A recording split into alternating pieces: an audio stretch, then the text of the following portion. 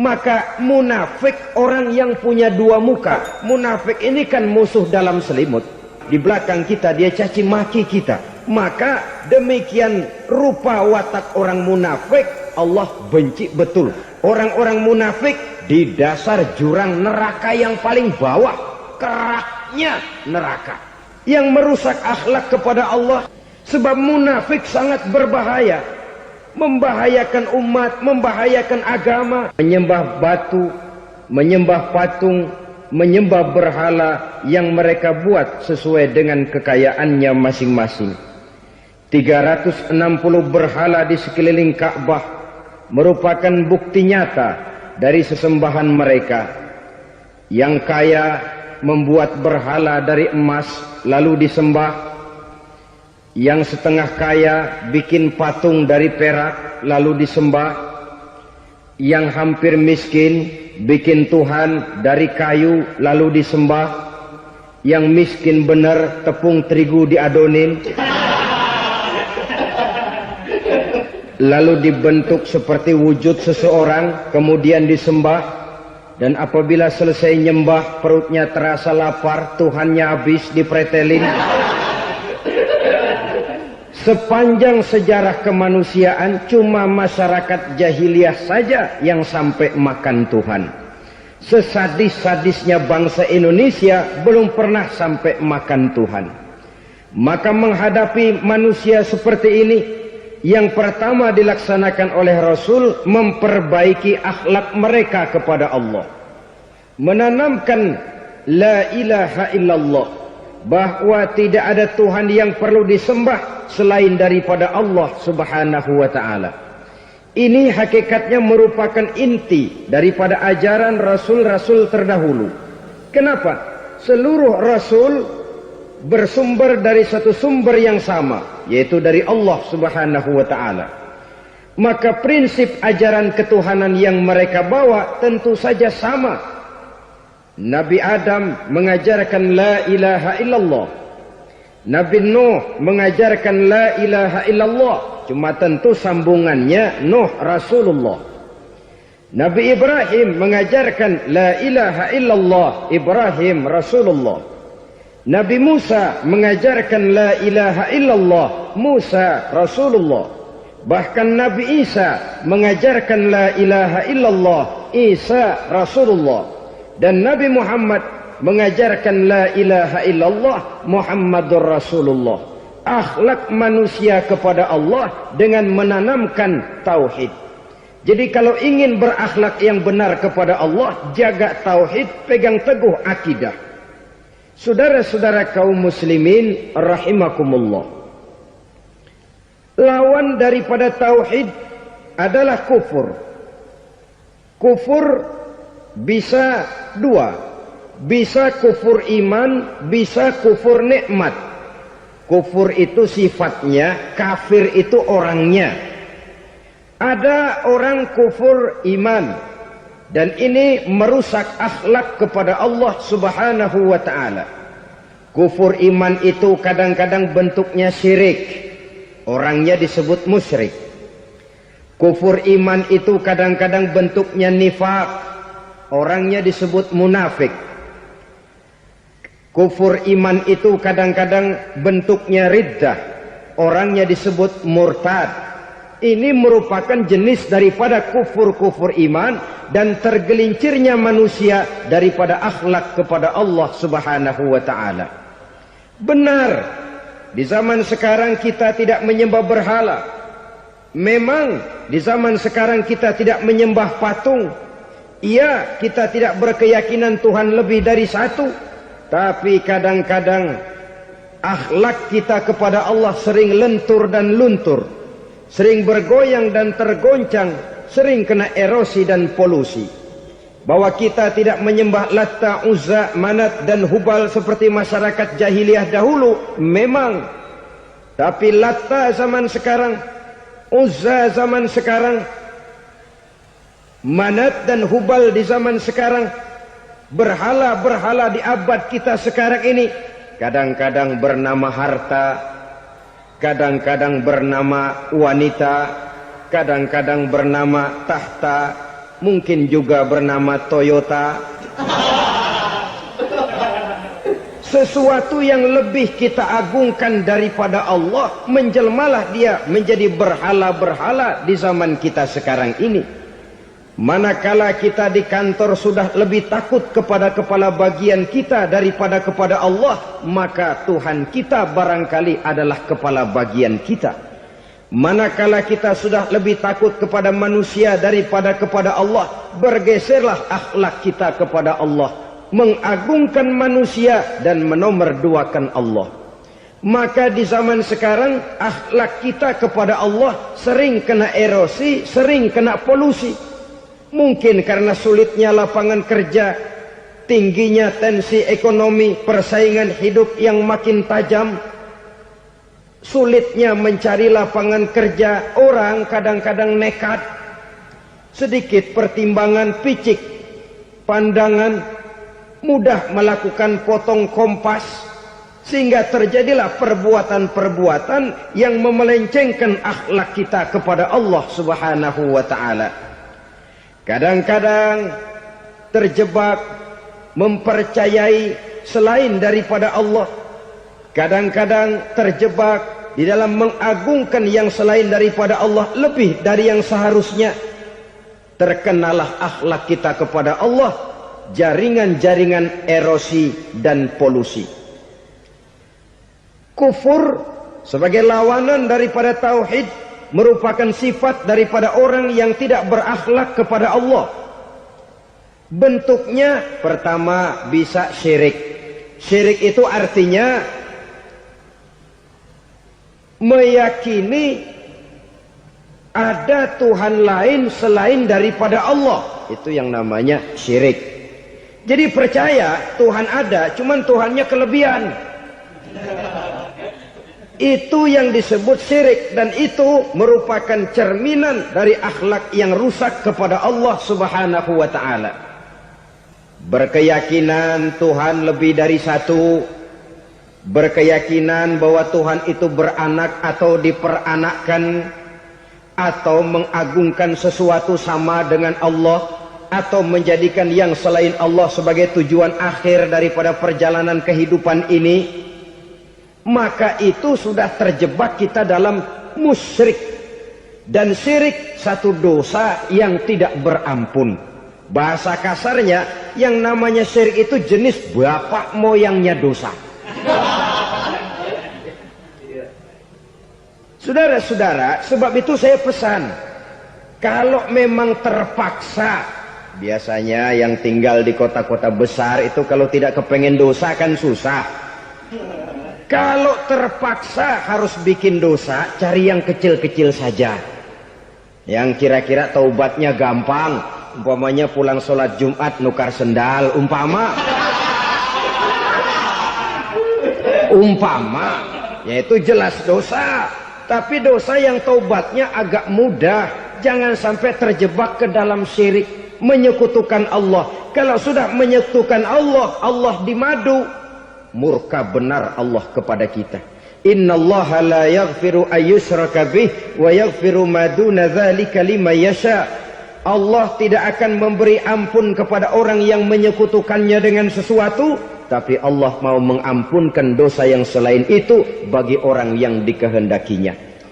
Jadi orang-orang yang sudah terjebak syirik, menyekutukan Allah, meyakini ada Tuhan lain selain daripada Allah, meyakini Tuhan beranak atau diperanakkan, bagaimanapun baiknya mereka di dunia, bagaimanapun sosial jiwanya, bagaimanapun pemurah tangannya memberikan santunan dan pertolongan kepada orang lain, kalau sudah syirik, seluruh nilai kebaikannya akan tidak ada gunanya lagi.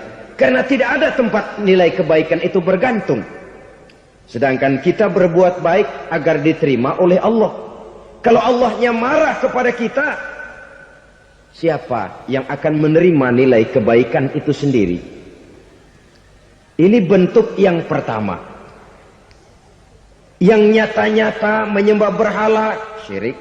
Yang nyata-nyata beriktikad Tuhan lebih dari satu, syirik. Atau yang tersamar. Yang tersamar itu yang sering jadi penyakit kita. Saya sejak ada perkutut ini di rumah, perkutut. Saudara-saudara, yang merusak akhlak kepada Allah, yang merusak tauhid setelah syirik, bisa juga berbentuk nifak. Nifak itu sifatnya, orang yang punya sifat nifak disebut munafik. Asal katanya dari nafakun. Nafakun itu satu lubang yang punya dua muka, seperti goa, ada tempat masuk, ada tempat keluar. Maka munafik orang yang punya dua muka. Kalau bahasa kita, pandai bermain minyak di atas air.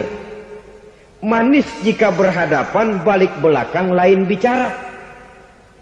Sehingga apa yang dinamakan nifak, kata Imam Ali Al-Jurjani dalam kitab ta'rifatnya, izharul imanu bil lisan wa kitmanul kufri bil qalbi.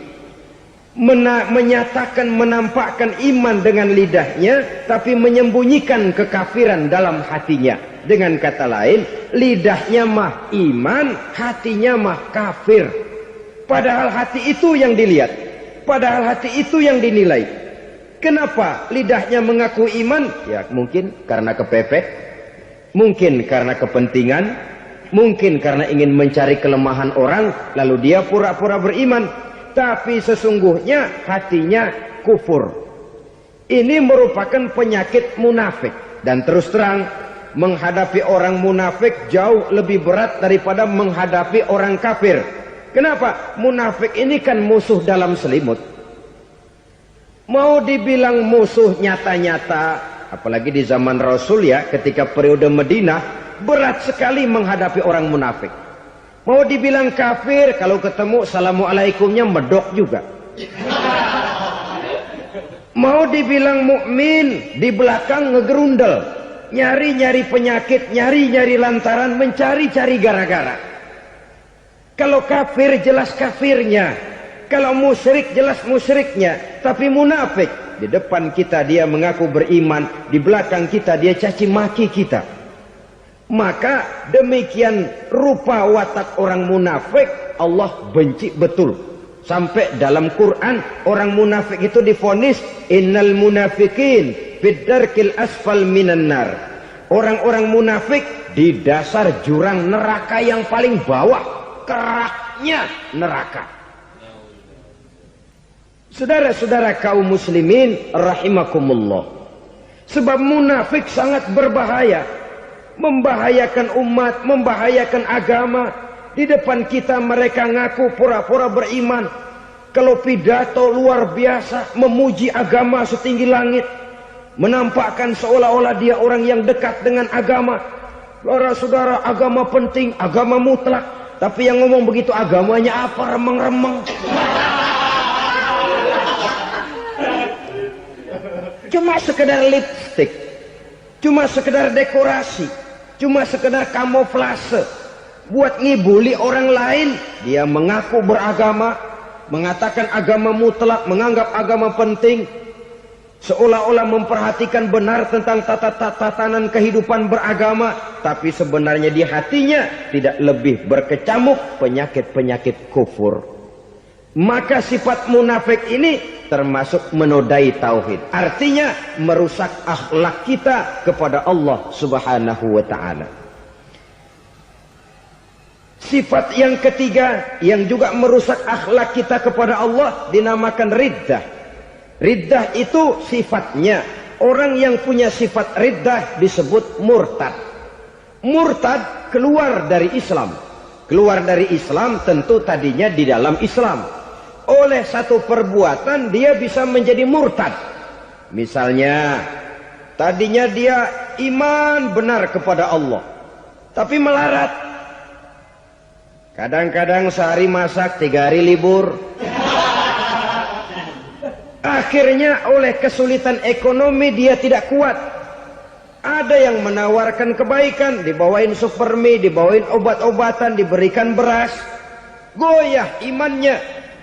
Keluar dia dari Islam, ikut agama orang yang memberikan pertolongan kepadanya, memilih kesenangan sebentar dengan mengorbankan kebahagiaan yang kekal, maka orang semacam itu riddah sifatnya, murtad orangnya, keluar dari Islam.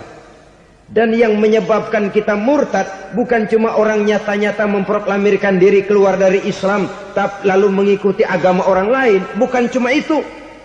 Mengakui ada Rasul lagi sesudah Nabi Muhammad bisa menyebabkan kita murtad. Mengingkari nikmat Allah bisa menyebabkan kita murtad. Meyakini semua agama benar bisa menyebabkan orang menjadi murtad. Meragukan kesempurnaan dan kelengkapan Al-Quran bisa menyebabkan orang jadi murtad. Mengingkari sunnah bisa menyebabkan orang menjadi murtad. Banyak hal-hal yang bisa mendatangkan penyakit riddah dan membuat pelakunya menjadi murtad. Dan ini menodai akhlak kita kepada Allah Subhanahu wa ta'ala. Itu tadi kufur iman, saudara-saudara. Nyata-nyata mengingkari Allah, baik dalam bentuk syirik, nifak, ataupun riddah. Kufur yang kedua dinamakan kufur nikmat. Apa itu kufur nikmat? Sitru ni'matil mun'im au ya'malu fi mukhalafatil mun'im. Menutup-nutup nikmat Allah atau melakukan perbuatan yang menentang, bertentangan dengan kehendak yang memberikan nikmat. Jadi kufur nikmat pertama, nutup-nutupin Tuhan. Tuhan jalingin. Duit lu banyak amat, dari mana? Gua kerja. Lalu kerjanya nomor satu. Orang yang berakhlak kepada Allah, dia akan menjawab, kamu uangnya kok banyak, dari mana? Rizki dari Allah. Caranya, saya kerja. Kerja itu cara, rizki itu dari Allah datangnya. Bukankah di zaman sekarang kita sering terpleset?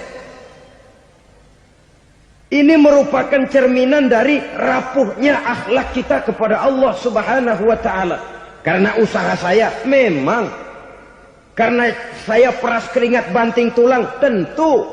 Tapi sadarkah kita bahwa sepanjang yang bisa kita lakukan cuma berusaha, peras keringat banting tulang?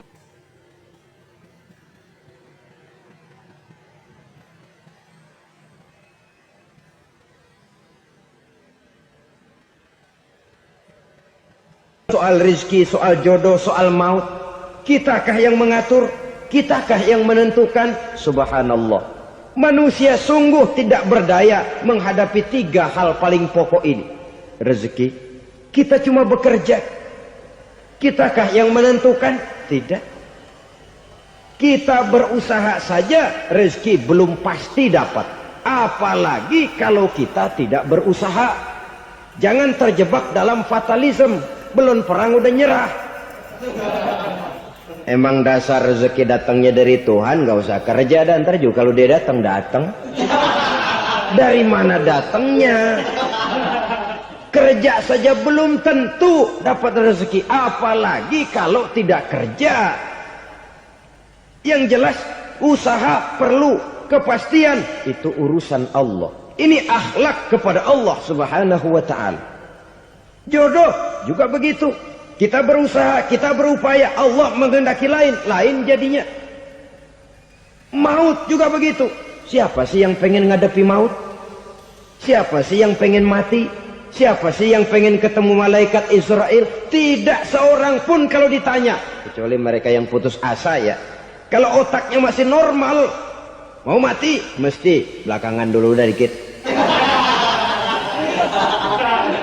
Tapi yang satu itu, saudara, kalau dia sudah datang, tenaga mana yang bisa menolak? Kalau dia sudah berkunjung, kekuatan mana yang bisa menghindar? Kalau dia sudah ingin bertemu, kemana kita bisa melarikan diri? Manusia sepanjang yang dia lakukan hanya berusaha, tapi kepastian, ketentuan dari Allah Subhanahu wa ta'ala. Orang yang kufur nikmat, nutup-nutupin Allah. Dia merasa rezekinya adalah mutlak peras keringatnya. Seolah-olah Allah nggak punya peranan apa-apa di situ. Oh, ini kan saya bisa rumah begini karena saya kerja keras. Oh, ini mobil saya begini saya kerja keras. Peras keringat, banting tulang, keras.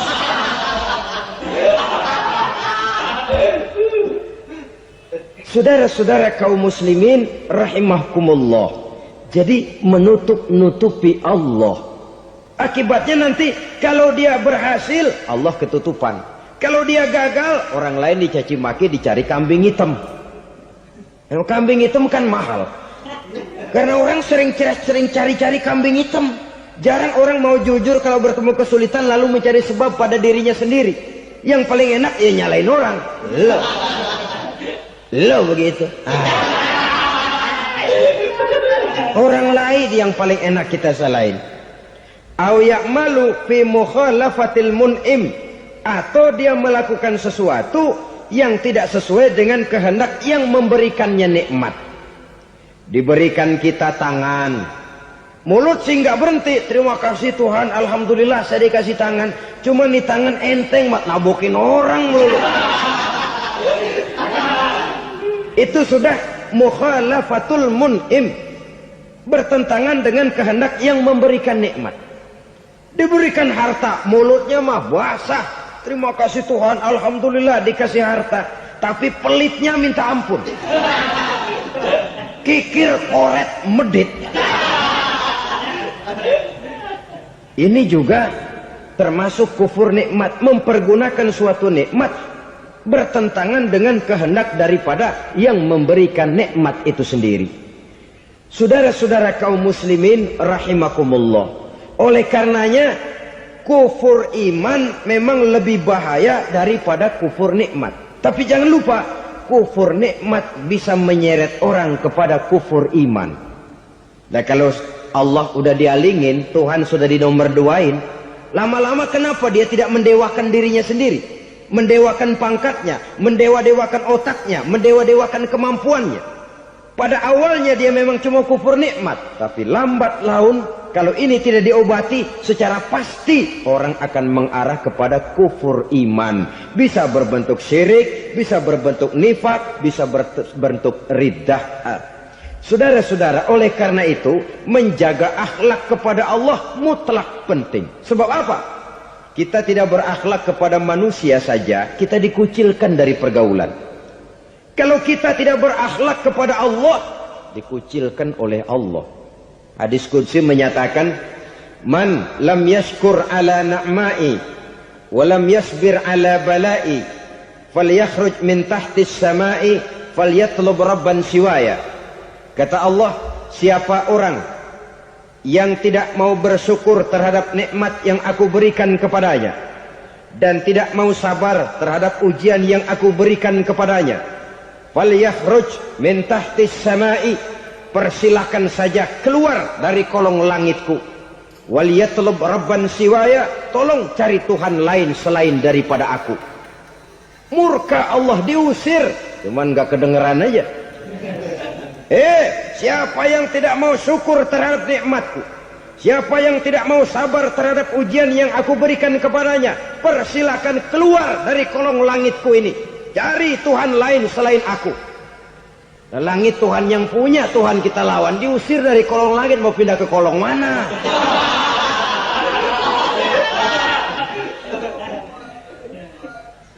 Jadi jangan merasa kufur nikmat kan enteng. Iya, kelihatannya begitu, tidak sebahaya kufur iman. Tapi kufur nikmat ini merupakan anak tangga yang kalau kita sudah mulai naik, kita akan naik terus sampai kepada tingkat di mana kita mengalami kufur iman.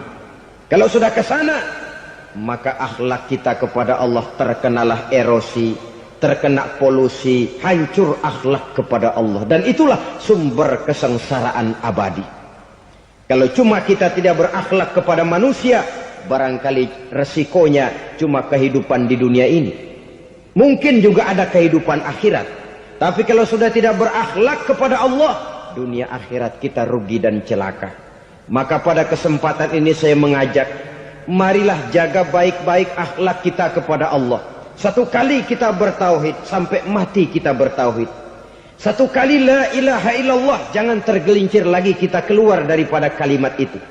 Satu kali kita bertuhankan Allah, jangan bertuhan yang lain selain daripada Allah. Jangan sekutukan Allah, jangan samakan Allah dengan sesuatu, jangan mengangkat yang lain sama agungnya dengan Allah. Sebab dengan demikian kita seolah-olah sudah mengotori akhlak kita kepada Allah Subhanahu wa taala. Saudara hadirin yang saya hormati, jadi oleh karenanya akhlak kita kepada Allah merupakan basis daripada kehidupan beragama.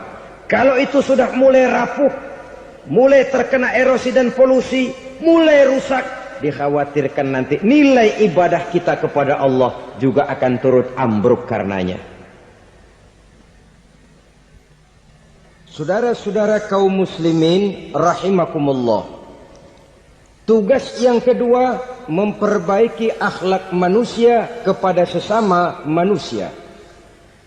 Kita tahu Islam sesuai dengan namanya adalah agama damai. Maka akhlak manusia kepada sesama manusia menempati porsi yang penting dalam kehidupan beragama. Bagaimana seorang muslim bergaul, bertata krama terhadap sesama manusia. Mari kita lihat lebih jauh persoalannya. Untuk memudahkan pembicaraan dari kacamata agama, kita kelompokkan saja manusia itu dalam dua. Pertama yang seiman dan yang kedua yang tidak seiman. Yang tidak seiman itu kita sebut saja kufur atau kafir. Nah, kepada yang kafir pun kita diajarkan untuk berakhlak. Apalagi kepada yang memang nyata-nyata seiman, sekeyakinan, seakidah. Kemanapun Islam datang, ke negara manapun ia masuk, ia tidak menaburkan kerusakan. Jadi tidak benar kalau orang pernah itu menggambarkan, saking sentimennya seorang orientalis pernah menggambarkan Nabi Muhammad di tangan kirinya Quran, di tangan kanannya pedang. Menggambarkan seolah-olah Islam dikembangkan dengan kekerasan. Sebenarnya tidak sama sekali. Kalaupun dalam sejarah perkembangan Islam pernah terjadi perang, maka perang dalam Islam sesungguhnya apabila kita amati sejarahnya bukan untuk memaksakan agama. Karena memang agama tidak bisa dipaksakan. Tetapi justru untuk mempertahankan agama dari segala macam hambatan, rintangan, hinaan dan fitnahan. Tapi kemanapun yang jelas Islam masuk, dia tidak pernah membuat kekacauan, kerusuhan ataupun penghancuran. Candi Prambanan bahkan dipugar, gereja-gereja tidak ada yang dihancurkan oleh umat Islam. Kenapa? Islam agama damai. Soal agama, soal lakum dinukum waliyadin, la ikraha fid din, qad tabayyana ar-rusdu minal ghayy. Tidak ada paksaan dalam beragama, sebab nyata yang benar dengan yang tidak benar. Belum pernah ada orang kafir masuk ke perkampungan orang Islam lalu dikejar-kejar, diteriakin kafir, kafir, sunatin.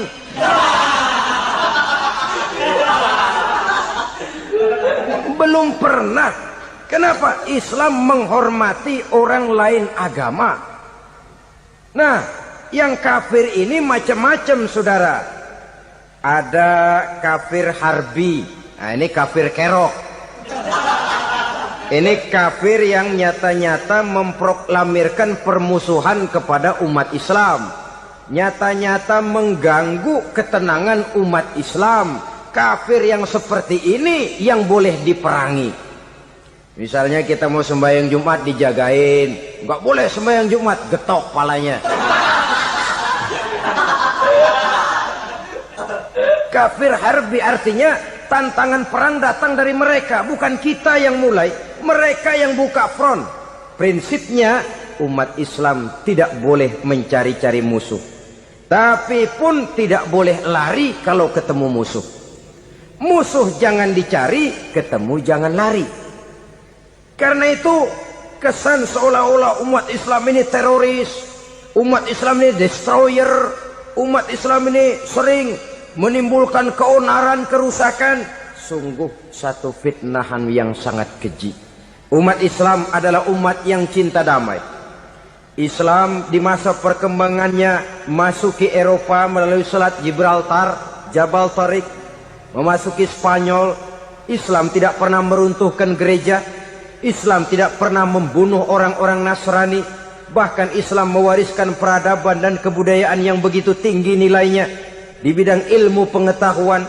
Sampai ketika itu Barat banyak mengkaji ilmu pengetahuan dari dunia Islam. Buku-buku berbahasa Arab diterjemahkan ke bahasa Yunani, dipelajari oleh para cendekiawan di negeri barat sana. Mereka mengambil manfaat yang banyak dari masuknya Islam ke Eropa. Sementara gereja tetap berdiri dengan megahnya. Kuil-kuil tempat peribadatan tidak satupun yang diusik-usik. Kenapa? Islam agama yang cinta damai. Asal dia tidak diganggu, asal kehormatannya tidak dihinakan. Jadi kafir harbi, kafir yang nyata-nyata nantang perang, ngajak berkelahi. Itu kafir yang nyari penyakit. Kafir harbi ini boleh diperangi dengan catatan mereka yang memang mulai. Yang kedua, kafir zimmi. Kafir zimmi, kafir yang hidup di tengah mayoritas muslim, tapi mereka mau hidup dengan aman, damai, tenang. Mereka wajib dilindungi. Bahkan Nabi pernah memberikan satu jaminan, man aza zimmiyan faqad azani. Siapa yang mengganggu orang kafir zimmi sama saja dengan mengganggu saya. Kehormatannya dijaga, harta bendanya dilindungi, anak istrinya pun dilindungi. Dan ini jadi kenyataan. Saudara bisa lihat di negara-negara yang mayoritas penduduknya beragama Islam, orang-orang kafir di luar Islam hidup dengan tenang, aman, damai. Di Saudi Arabia, di luar tanah haram, di luar Mekah dan Madinah, banyak orang-orang kafir mencari nafkah. Mereka tenang, aman, dilindungi undang-undang. Begitu di Mesir, begitu di negara Indonesia yang berdasarkan Pancasila ini. Kehidupan beragama menimbulkan gairah, rukun, tenang, aman, damai, sepanjang tidak saling ganggu, tidak saling usik, menghargai orang yang sudah beragama, tidak menjadikan penganut suatu agama sebagai sasaran dari dakwah agama lainnya. Saudara-saudara kaum muslimin rahimakumullah. Jadi memang oleh Al-Quran kita dianjurkan asidda 'alal kuffar ruhama bainahum. Tegas kepada orang kafir, kasih sayang kepada sesama muslim.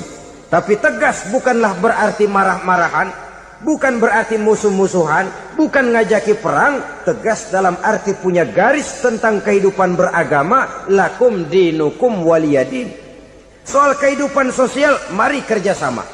Bangun jalan, ayo rame-rame. Siskamling, mari bebarengan. Bikin puskesmas, mari sama-sama. Tapi kalau sudah soal agama, itu tidak perlu ada toleransi agama. Yang perlu toleransi antar umat beragama. Kalau umatnya mau kerjasama silakan, tapi tidak menyangkut soal ibadah. Jangan kerjasama di bidang ibadah. Itu kerjasama yang salah pasang, saudara-saudara. Sehingga dengan demikian toleransi adalah menyangkut kehidupan antar umat beragama. Sedangkan agama sendiri punya coupling yang nyata. Sehingga dengan demikian tegas kepada orang kafir dalam arti kita punya satu kepribadian. Tidak ngambang. Enggak, lalu kalau ditanya orang, sebenarnya agama lu apa sih? Gua mah gimana musimnya aja. Agama pakai musim kayak rambutan. Akhirnya ya begitu, musim-musiman. Ke masjid kelihatan, ke gereja hayo, ke candi nongol, ke apa? Bingung malaikat bagaimana nyatetnya nih bocah ini. Di mana aja ada. Kita punya satu kepribadian. Saya muslim dan garis saya ini, lakum dinukum waliyadin. Bagi Tuhan persilakan agama Tuhan, bagi kami agama kami. Kami hormati Tuhan, Tuhan hormat kepada kami. Tapi soal agama, couplingnya jelas. Kerjasama, mari urusan muamalah, bidang sosial. Yuk kita siskamling sama-sama dengan orang lain agama. Mari jaga kerukunan, kesatuan, persatuan, kekompakan. Perbaiki jalan yang rusak, mari sama-sama. Mendandani jembatan yang runtuh, mari sama-sama. Tapi sembahyang, couplingnya lain-lain. Sebab Nabi juga dulu pernah ditawarkan begitu loh sama kafir jahiliyah dulu, Quraisy itu. Sudah Muhammad, sekarang begini saja, kita join aja daripada marah-marahan. Hari ini saya menyembah Tuhanmu Allah. Besok gantian kamu menyembah Tuhan kita Latta, Uzza, Manat dan Hubal. Turun, qul ya ayyuhal kafirun la a'budu ma ta'budun. Soal ibadah kaplingnya jelas, tidak boleh dicampur adukkan. Sebab kalau tidak, kita akan mulai kehilangan identitas diri. Dan disitulah krisis kehidupan keyakinan beragama dimulai. Dari krisis identitas. Hujan gede kan mulainya gerimis dulu. Di mana-mana ya gerimis dulu. Gerimis makin lama makin gede. Kita akan mulai dengan kehilangan identitas diri. Dari sana nanti kita malu mengakui keislaman kita. Kalau orang Islam malu mengakui keislamannya, ini kan ironi, menyedihkan. Ngakui Islamnya saja malu, menonjolkan keislamannya malu. Tidak ada rasa bangga beragama. Padahal ini modal dasar. Hanyalah dengan rasa bangga beragama kita lalu konsekuen. Bukan bangga yang tidak konsekuen. Wah, pokoknya kan gua kan Islam. Agama yang paling benar. Tapi hidupnya sendiri jauh dari tuntunan Islam. Itu bangga yang tidak beralasan. Bangga yang tidak perlu dibanggakan sebenarnya. Kebanggaan yang membuat kita konsekuen dan dekat dengan kehidupan beragama. Jadi dengan demikian saudara-saudara, kepada non-muslim kita juga harus berakhlak. Bukankah ini sudah dicontohkan oleh Rasul? Bagaimana beliau disambiti orang di Taif, yang menyambiti malah didoakan. Bagaimana Suraqah mau membunuh beliau, malah Suraqah didoakan. Bagaimana Abu Jahal dan Abu Lahab saking mangkalnya. Ini Abu Jahal pernah gali lubang di kamarnya sendiri, di depan tempat tidurnya. Setelah dia gali lubang, ditutupin pakai keraras korma. Lalu dia tarik selimut, belagak meriang. Dia pesan pesuruhnya, bilangin Muhammad, encangnya meriang. Pamannya sakit, minta ditengokin. Nabi dengan segala husnuzonnya berangkat nengokin. Abu Jahal dari balik selimut ngintip. Itu dia Muhammad, itu dia tuh. Dia tuh masuk Dani, masuk. Mulai dia jalan, senang Abu Jahal. Terus. Begitu ke pelosok, masuk ke lubang, gue pendem terus lalu. Memang niatnya mau mencelakakan Nabi. Sudah tinggal beberapa langkah lagi Nabi akan berjalan ke arah lubang itu. Malaikat Jibril ngasih tahu, Muhammad, Abu Jahal pamanmu cuma pura-pura sakit. Di depan tempat tidur itu ada lubang sudah dia gali untuk menjerumuskan kamu. Sudah balik pulang. Balik badan Nabi. Sudah hampir mau melangkah, kakinya malah muter pulang. Abu Jahal yang ngelihat Nabi sudah hampir jatuh nggak jadi, balik pulang. Lupa kalau lagi sakit. Udah Muhammad buruan sini. Ke pintu dia kejar. Dia lupa sama lubang yang dia gali. Begitu dia kejar, dia yang ke pelosok masuk ke dalamnya. Sejak saat itu ada pepatah, man hafara hufratan waqa'a fiha. Siapa yang suka nggali lubang, dia sendiri bakal terpelosok ke dalamnya. Jatuh dia ke lubang yang dia gali. Padahal ya paling banter 2 atau 3 meter paling dalam. Dari dalam lubang itu dia teriak-teriak, Muhammad, tolongin, pamanmu kecebur. Kasih tahu Muhammad, kasih tahu, datang lagi lah pesuruhnya. Muhammad, pamanmu Abu Jahal kecebur, minta tolong diangkatin. Sudah diulur tambang, habis sambung lagi, nggak bisa sampai. Masa iya, cuma kamu yang bisa nolong. Apa yang dilakukan Nabi? Balik mau nolongin. Akhlak. Kita kalau ada orang gali lubang buat nyeburin kita, dia sendiri yang kecebur. Gorok gua kagak lemin loh. Mati sekalian dah. Nabi mah enggak, balik nolongin tuh Abu Jahal. Kenapa paman kecebur? Iya Muhammad, tolong, tambang udah diulur-ulur, sambung-sambung nggak sampai. Aduh kasihan paman, nih pegang tangan saya. Nabi cuma ulurin tangan, nyampe dipegang oleh Abu Jahal. Diangkat ke atas. Nyampe atas, apa kata Abu Jahal? Tambang bergulung-gulung nggak nyampe, kamu cuma pakai tangan doang kok bisa Muhammad, hebat banget sihirmu. Mukjizat dia bilang sihir, udah ditolongin nyelak lagi, kan yang enak kita injak palanya. Orang dulu bilang wah katanya nolongin anjing kejepit. Udah selesai ditolongin malah yang nolong digigit.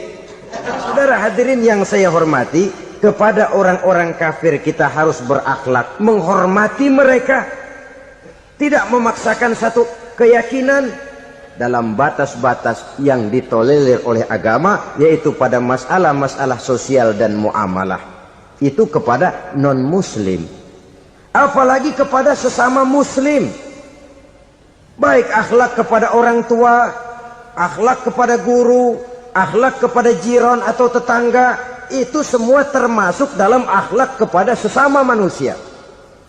Akhlak kita kepada orang tua, kadang-kadang kita orang timur ini ketularan orang barat.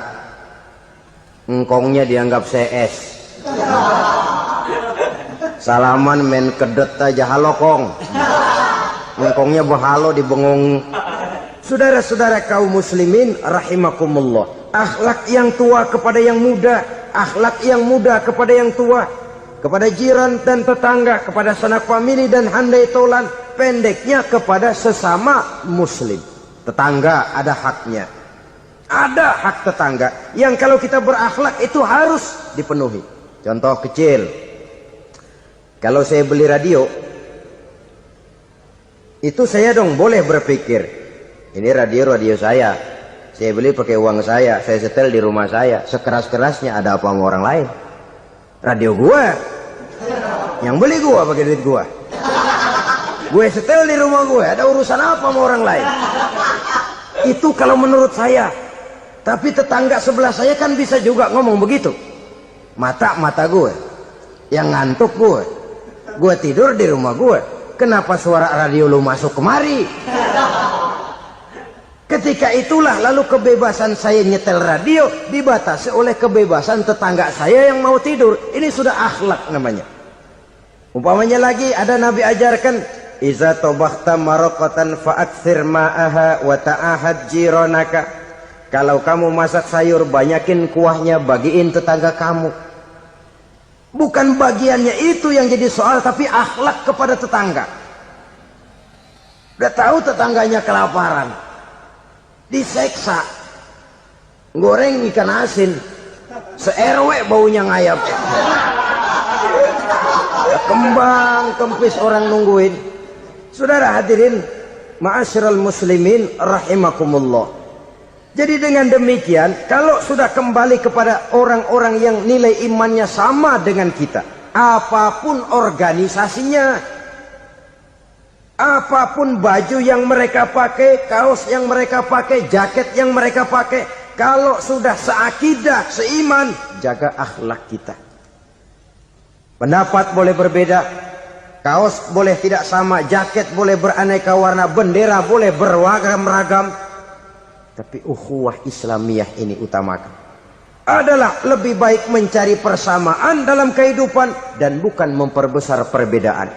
Hanyalah dengan mengembangkan nilai-nilai akhlak semacam ini, toleransi tidak hanya diperlukan kepada yang non-muslim, kepada sesama muslim pun toleransi. Artinya apa?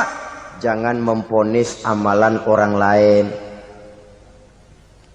Yang usoli, yang tidak usoli, berjalanlah menurut keyakinannya masing-masing. Jangan lalu memponis, itu namanya nggak toleransi.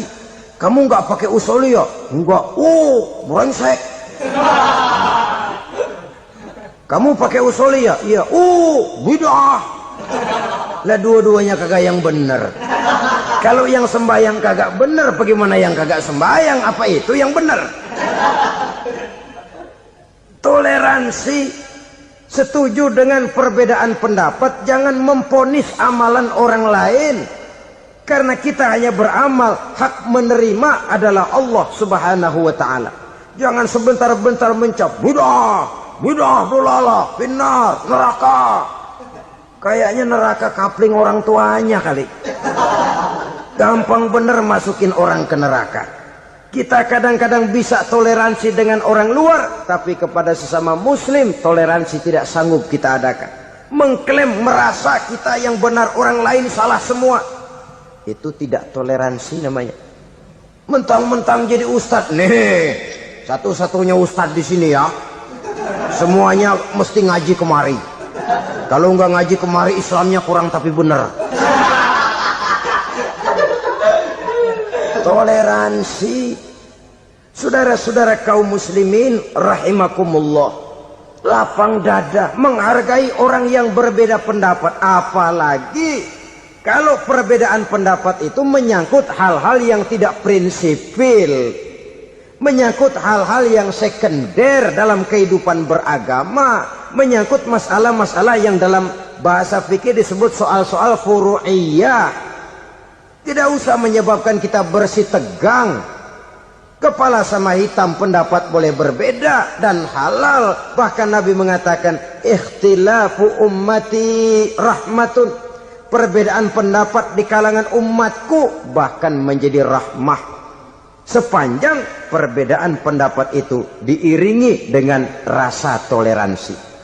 Tapi kalau sudah main baku hantam, main klaim, memponis orang lain, akhirnya timbullah keretakan.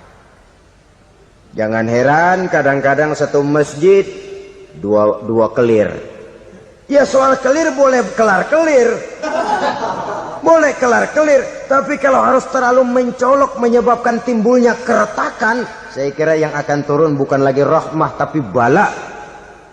Bala akan menimpa kita, jatuh kita menjadi umat yang lemah. Oleh karena di antara kita sendiri, sesama kita tidak pandai bertoleransi, tidak lapang dada. Ada anak muda kelihatannya mau majuan dikit, yang tua curiga. Nah, kalau dia maju pasaran gua bangkrut dong nih. Lalu ditekan tuh anak ditekan melejit. Kadang-kadang yang tua maksudnya baik, mau memelihara, yang muda salah terima. Kan tua kejemur. Dari dulu sampai sekarang gitu-gitu doang. Anak kemajuannya. Padahal yang tua barangkali maksudnya juga baik, mau memelihara. Sebenarnya kalau kita bisa mencoba mencari titik temu dengan alur komunikasi, tidak merasa diri yang paling benar, tapi toleransi, boyak menerima pendapat orang lain, setidaknya mau mendengar omongan orang. Yang susah kalau udah kena penyakit nggak mau ngerti omongan orang, nggak mau nerima pendapat orang. Kodok di kolong tempayan, cukeng kayu asem, asal ijo udah ijo aja ijo dah. Nggak ngerti omongan orang, yang kayak begini yang orang jadi kesandung. Oleh karena itu saudara-saudara, alangkah nikmatnya kehidupan ini apabila kita menyadari kita ini ummatan wahidah, satu umat yang satu, yang diikat dengan akidah. Kalau kepada yang non muslim saja kita diajarkan untuk berakhlak, apatah lagi kepada yang seiman, seakidah, sekeyakinan. Wajarkah perbedaan pendapat yang kecil-kecil lalu menyebabkan kita bertolak belakang, cerai-berai, centang perenang? Bila bertemu di jalan yang satu menyisih ke kiri, yang lain menyingkir ke kanan. Kalaupun juga bercampur di tengah kumpulan orang banyak, persis air dengan minyak. Yang atu melengos, yang atu madep mojok. Orang lain senyum, dia mau pada manyun. Saudara-saudara kaum muslimin rahimakumullah, realita ini walaupun tidak enak, pahit, tapi masih hidup di sebagian masyarakat kita. Ini yang perlu kita atasi. Soal toleransi kepada orang lain, sejarah sudah membuktikan. Mari kita jangan cuma bisa mengajak orang lain, umat lain untuk bertoleransi dengan kita, tapi kepada sesama kita, toleransi ini perlu kita tegakkan, perlu kita bina. Terutama di dalam kita menuju bentuk ideal daripada konsep ukhuwah Islamiyah ini, yang memang selalu kita akan cari bentuk-bentuk idealnya sejalan dengan perkembangan situasi dan kondisi yang dihadapi oleh umat. Perbedaan organisasi, perbedaan kepentingan organisasi tidak seharusnya menyebabkan kita merasa meremehkan orang lain dan mengangkat diri, mengklaim diri sebagai yang ter. Jadi dengan demikian, apabila yang pertama tadi akhlak kepada Allah dinamakan hablum minallah, maka yang kedua ini merupakan hablum minan nas. Jikalau baik akhlak kita kepada Allah, baik akhlak kita kepada manusia, nikmat rasanya menjalani kehidupan. Kadang-kadang orang akhlaknya kepada manusia baik, tapi kepada Allah tidak baik. Hormat sama yang tua, menyayangi yang muda, sama tetangga rukun, tapi sama Tuhan nggak mau sujud. Ini baik kepada manusia, tapi tidak berakhlak kepada Allah.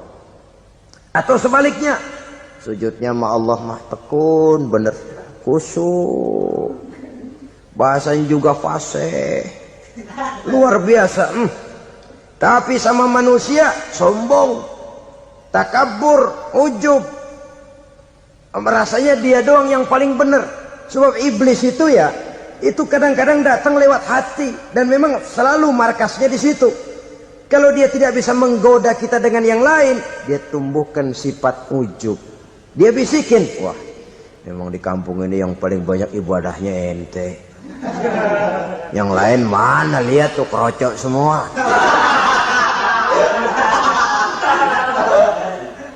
Lalu di hati orang itu tertanam sifat iya ya. Nah, tatkala iya ya, dia sudah terkena serangan iblis. Akhirnya apa? Orang lain diremehin.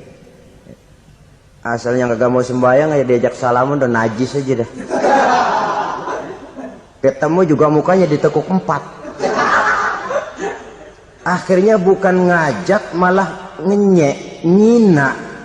Lah orang dihina makin jauh, makin tidak tersentuh. Bukan cara itu yang diajarkan oleh Rasul. Bahwa orang tidak mau sholat, tugas kita mengajak. Soal dia tidak sholat, ya itu dosa dia kepada Allah.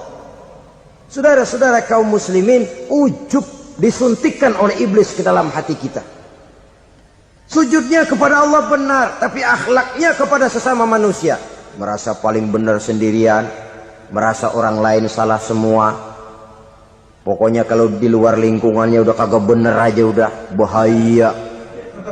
Saudara-saudara, ini juga penyakit yang disuntikkan oleh iblis. Sebab iblis itu tipu dayanya luar biasa, strateginya lihai.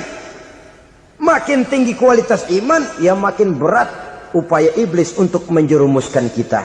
Karenanya saya mengajak, marilah kita bertoleransi. Baik kepada non-muslim, lebih-lebih lagi kepada sesama muslim yang kebetulan berbeda baju, berbeda kaos, berbeda organisasi, lain bendera yang dibawanya. Tapi toleransi mari kita canangkan. Kita terikat oleh ukhuwah Islamiyah. 2. Yang ketiga, akhlak manusia kepada makhluk Allah lainnya di luar manusia. Saudara-saudara, dengan berakhlak kepada Allah, berakhlak kepada sesama manusia, berakhlak kepada makhluk Allah di luar manusia, baik flora maupun fauna, maka mudah-mudahan akan terciptalah satu ekosistem, satu lingkungan hidup yang membuat kita nikmat menjalani kehidupan ini. Inilah saja yang kita bicarakan pada pertemuan kali ini. Marilah kita membina nilai-nilai akhlak walaupun berat tantangannya. Sungguh lebih baik rakyat rendah yang berakhlak tinggi daripada pejabat tinggi yang berakhlak rendah. Menyangka bahwa itu semua dapat mengekalkan kebahagiaan, dapat menunjang kehidupan yang langgeng. Ada yang berlomba-lomba mengejar-ngejar harta. Seluruh waktu dalam hidupnya habis untuk mengejar harta. Tidak peduli siang atau malam, sore atau pagi. Sujud tidak lagi sempat, Allah dilupakan dengan agama jauh.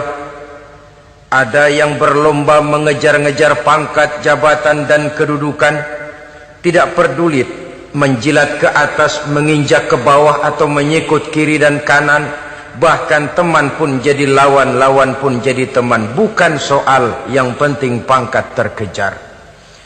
Ada yang berlomba memperbanyak kendaraan, sejak dari jet pribadi, pesawat kapal pesiar, sampai kepada mobil-mobil mutakhir. Ada yang berlomba memperbagus rumahnya, ada yang berlomba memperbanyak istri dan anak-anaknya. Seluruhnya tenggelam di dalam perlombaan yang menurut ukuran mereka akan mendatangkan prestise, kemegahan dan kebanggaan.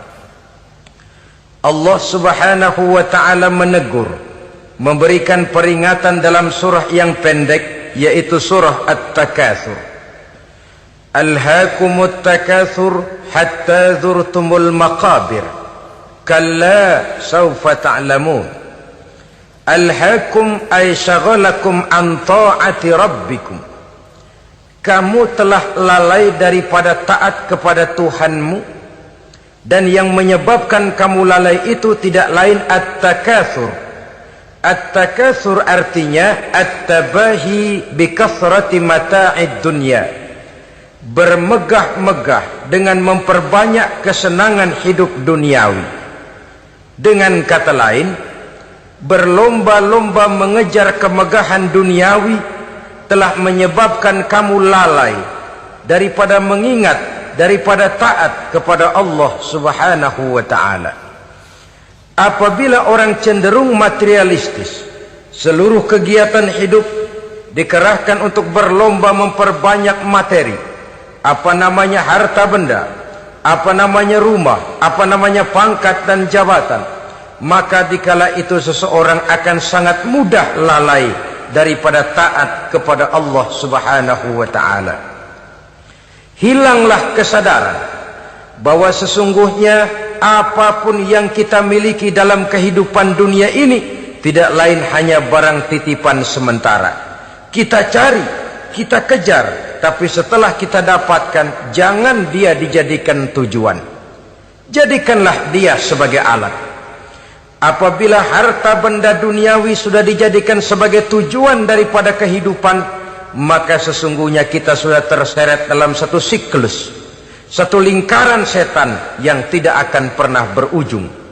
Sebab manusia dalam berhadapan dengan materi duniawi tidak akan pernah mengenal kata cukup, tidak akan pernah mengenal kata puas, dan tidak akan pernah bertemu dengan titik.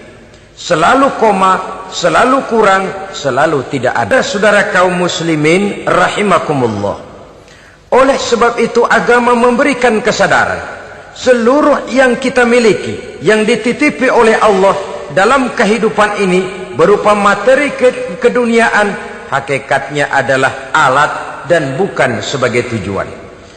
Apabila alat sudah kita jadikan tujuan, kita akan terjebak ke dalam satu perlombaan yang justru akan mencelakakan kita sendiri. Inilah yang saya maksud dengan sirkuit celaka. Perlombaan yang hanya membuat kita jerih, payah, keringat bercucuran, tenaga terkuras, tapi tidak akan pernah sampai ke garis finish. Karena memang tidak ada garis finishnya. Betapapun jauhnya satu perlombaan, dia mesti punya garis finish. Tapi kalau sudah at-takatsur, berlomba bermegah-megah diri, maka barangkali tidak akan pernah ada garis finishnya. Kita akan terseret dalam lingkaran setan, berputar di seputar itu tanpa tahu kapan berhenti dan di mana titiknya. Agamalah yang memberikan kesadaran. Alhaakumut takatsur, bermegah-megahan telah membuat kamu lalai daripada taat kepada Allah Tuhanmu. Semua sadar bahwa kita diciptakan tidak lain adalah untuk mengabdi kepada Allah. Nilai pengabdian ini sering lentur, nilai pengabdian ini sering luntur, manakala kita sudah berlomba-lomba bermegah-megah dengan materi kehidupan dunia. Islam jelas tidak menganjurkan penganutnya jadi orang miskin. Bahkan Imam Ali karramallahu wajhah pernah mengatakan, kemiskinan bisa menyebabkan kekufuran. Ayat yang pertama turun juga kita tahu, Iqra, baca olehmu. Kan seolah-olah Quran cuma tidak langsung saja bilang, hai orang Islam, kamu jangan jadi bodoh. Kebodohan menimbulkan kemiskinan, kemiskinan mendekatkan kita kepada kekufuran. Jadi miskin sama kufur tetangga. Artinya dalam kondisi miskin, kemudi hati itu mudah terombang-ambing. Oleh sebab itu sering kemiskinan umat Islam ini dimanfaatkan oleh orang-orang lain untuk menyebarkan agamanya. Padahal agama adalah soal keyakinan. yang tidak mungkin ditunjang dengan supermi, ditunjang dengan beras, pakaian, obat-obatan, beasiswa. Agama adalah soal keyakinan. Keyakinan adalah soal kebenaran, dan kebenaran itu adalah milik bersama. Tujuan diciptakannya manusia tidak lain adalah untuk melaksanakan ibadah. Kalau orang tenggelam dalam perlombaan memperbanyak harta, mempertinggi kedudukan, memperindah segala macam yang sifatnya duniawi, biasanya itu akan membuat dia lalai dari taatnya kepada Allah Azza wa Jalla. Kadang bukan hanya lalai daripada taat, juga sering terjebak kepada maksiat. Karena kalau pola pandang dan tolok ukur sudah benda duniawi semata-mata, sangat tidak mustahil orang lalu terjebak ke dalam prinsip menghalalkan segala cara. Asal sudah tujuan tercapai, cara apapun halal. Akhirat nomor 18. Nah, bukankah memang barangkali kita sejak kecil sudah dilatih untuk materialistis? Umpamanya, kita hanya sering dilatih untuk takut kepada yang konkret-konkret saja. Takut kepada yang nyata-nyata saja. Seorang ibu kalau menakuti anaknya, aduh nak, kenapa ini kau kerjakan? Kalau bapakmu tahu, waduh, habis kamu. Ya, kita lihat, kalau bapakmu tahu, kalau polisi tahu, kalau hansip tahu, kalau satpam tahu. Tapi jarang seorang ibu menanamkan kepada anak, nak, kenapa ini yang kau lakukan, nak? Bukankah kau tahu Allah lihat, Allah tahu, Allah dengar, Allah, nak. Diajarkan takut kepada yang gaib. Karena kalau takut dia kepada polisi, dia pasti bisa cari tempat lain dong yang polisi kagak lihat. Kalau takut dia kepada satpam, minggir dong ke tempat yang kira-kira satpam nggak lihat. Tapi kalau sudah takut itu terpulang kepada Allah, kepada yang gaib, tidak sejengkal tanah pun yang terhalang dari pengetahuan Allah. Tapi itulah salahnya kita. Sejak kecil anak-anak sudah kita latih untuk takut hanya kepada yang konkret-konkret saja. Akibatnya sampai dia besar melembaga dalam kehidupannya. Dia nyolong, kata temannya, kamu nyolong ya? Iya. Kok nyolong sih? Emang? Kenapa nyolong? Biarin.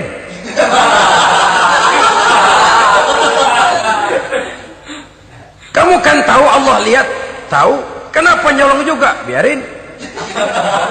Asal orang jangan lihat. Kalau Allah mah lihat, dia kagak ribut. Allah enggak ribut katanya. Nah, ini kan satu refleksi yang timbul daripada kenyataan. Jikalau orang hanya dijejali rasa takut kepada yang konkret-konkret saja, kepada yang zahir-zahir saja, yang akan tumbuh lalu mental kucing. Sopan, tenang, kalem, ayem, nggelenggem. Kalau ada orang, sedikit orang meleng, kucing kelihatan watak aslinya. Saudara-saudara kaum muslimin rahimakumullah. Oleh sebab itulah maka agama lewat surah yang kita bicarakan pada pertemuan ini memberikan peringatan. Kala, jangan begitu dong. Kamu boleh mencari dunia, silahkan cari harta yang banyak, cari pangkat yang tinggi, tapi jangan itu membuat kamu lalai daripada taat terhadap Allah Subhanahu wa ta'ala.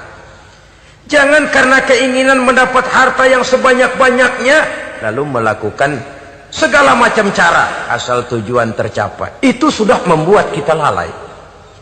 Jangan karena ingin mengejar kedudukan yang tinggi lalu jilat atas injak bawah, nggak mempan jilat, dukun dipakai.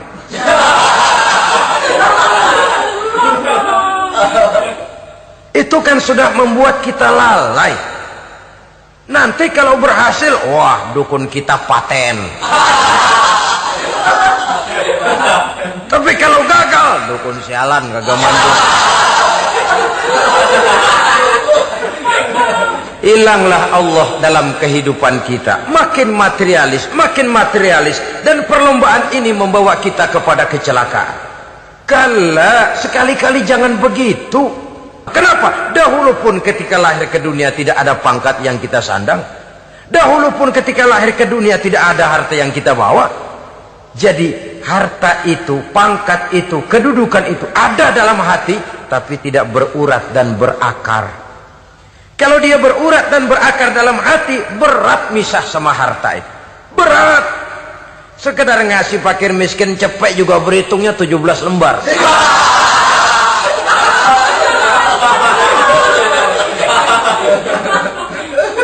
Dengar di kantornya mau ada mutasi, pindah dia dari tempat basah ke tempat kering, baru berita burung udah meriang duluan. Ini nanti bagaimana, itu nanti bagaimana, ini nanti bagaimana. Kan tidak jarang orang yang kena apa istilah kerennya zaman sekarang itu post power syndrome. Post power syndrome ini pernah dianalisa oleh Nabi, kata beliau, irhamu salasatan minan nas. Sayangilah 3 macam manusia. Siapa mereka? Pertama, azizan zallat, orang terhormat yang jatuh hina. Ini yang sering terkena post power syndrome. Biasa kemana-mana dikawal, dihormati, datang ke tempat ini protokol siap, ini serba diatur, semua serba beres. Begitu jabatan selesai atau pensiun, habis orang gak indah-indah. Dia lihat orang diemin aja, orang diemin dan orang tonton.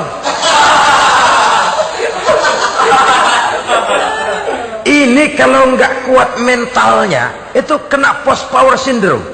Akibatnya ya bisa jantungan, bisa lever, bisa darah tinggi. Ya penyakit-penyakit yang zaman dulu kita nggak kenal. Ini kan makin banyak dokter, makin maju ilmu kedokteran, makin aneh penyakit. Saudara hadirin yang saya hormati, post power syndrome kena apa yang dinamakan frozen emotional attitude.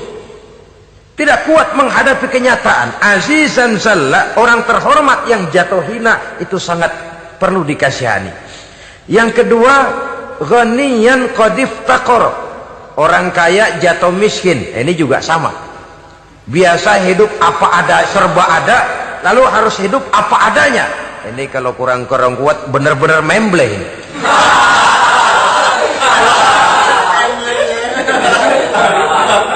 Kalau tidak kuat mentalnya, biasa hidup serba enak, serba nikmat, cuma kerjanya neken cek, main apa itu kredit card, macam-macam fasilitas dipunyai. Tahu-tahu jatuh bangkrut, jatuh miskin.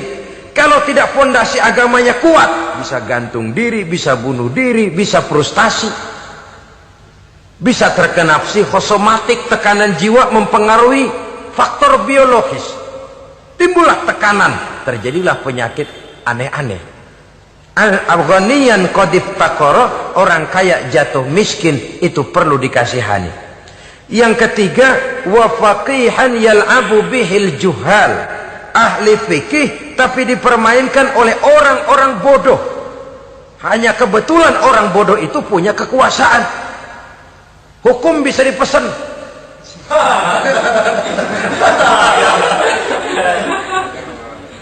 Aturannya haram, Ustaz, ada haram dikit aja dah.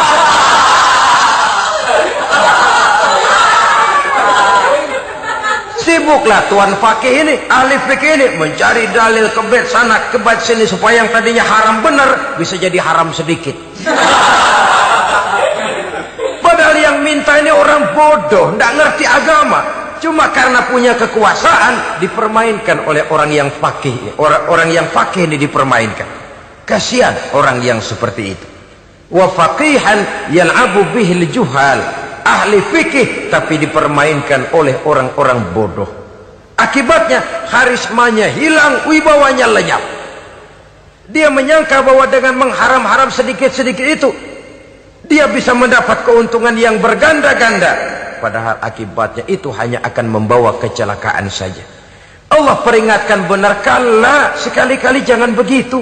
Cari uang yang banyak silahkan, ngejar kedudukan yang bagus boleh, bikin rumah yang hebat silahkan, ada kendaraan bagus silahkan, tapi jangan sampai kamu terjebak kepada sirkuit celaka, perlombaan yang tidak ada garis finishnya. Sering dicontohkan orang menghayal, melamun, Kamu kenapa nggak mau ibadah? Lah bagaimana mau sembahyang, saya di Jakarta masih ngontrak.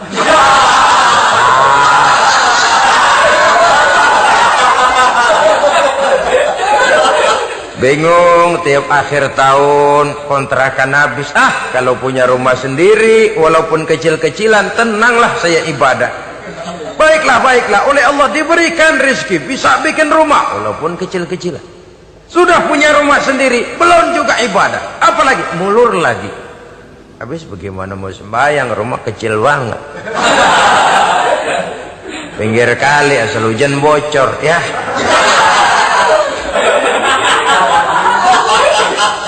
Kalau bisa punya rumah permanen, rajin dah ibadah dah. Iyalah, diberikan rezeki, bisa bikin rumah besar, kamarnya banyak, halamannya luas. Kendaraan belum ada, perabotan belum lengkap. Sudah ada kendaraan, belum kayak orang-orang. Sudah kayak orang-orang, masih sama dong, kudu di atas. Kapanlah selesainya? Kala, sekali-kali jangan begitu. Jangan kamu mengumpulkan harta bermegah-megah membuat kamu lalai dari taat kepada Tuhanmu. Engkau tinggalkan rukuk dan sujud, engkau jauh dari masjid, engkau kering dari kehidupan beragama. Sebab itulah maka pembangunan fisik material tidak bisa dipisahkan dengan pembangunan mental spiritual. Tidak hanya cuma dalam teori, tapi juga harus dalam praktek.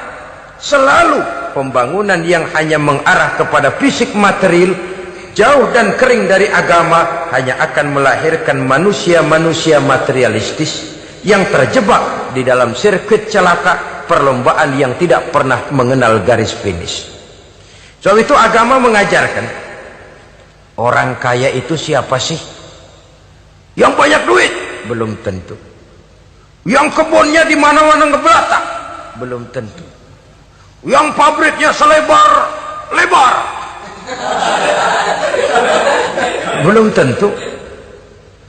Yang punya segala macam peternakan, dari peternakan gajah sampai peternakan kutu.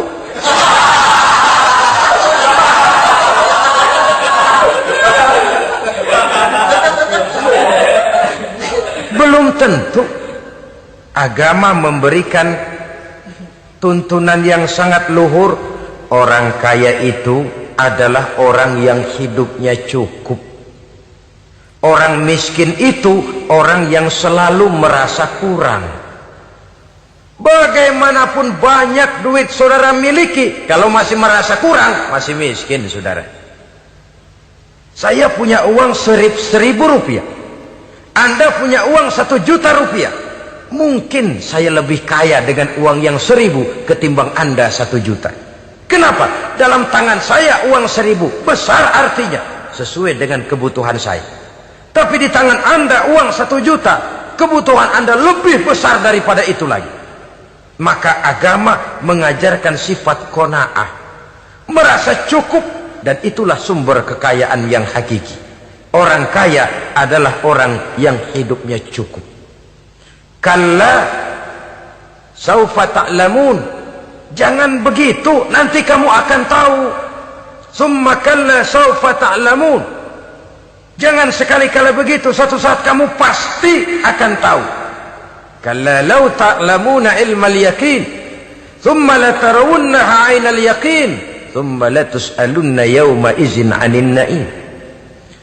Nah, kapan perlombaan ini akan menyadarkan orang biasanya? Hatta zurtumul maqabir. Sampai kamu dekat ke liang kubur. Itu biasanya kalau istilah orang sekarang baru ngeh. Asal sudah napas sampai tenggorokan disambung dengan selang, sudah Senin Kemis dibantu dengan alat picu jantung, gerak gerak gerak gerak, sudah kayak orang mau gergaji kayu. Dikala itu barulah sadar orang biasanya. Dan kesadaran semacam itu, kesadaran yang terlambat, kesadaran ala Fir'aun. Fir'aun selagi hidup diajak beriman dan nehi aja.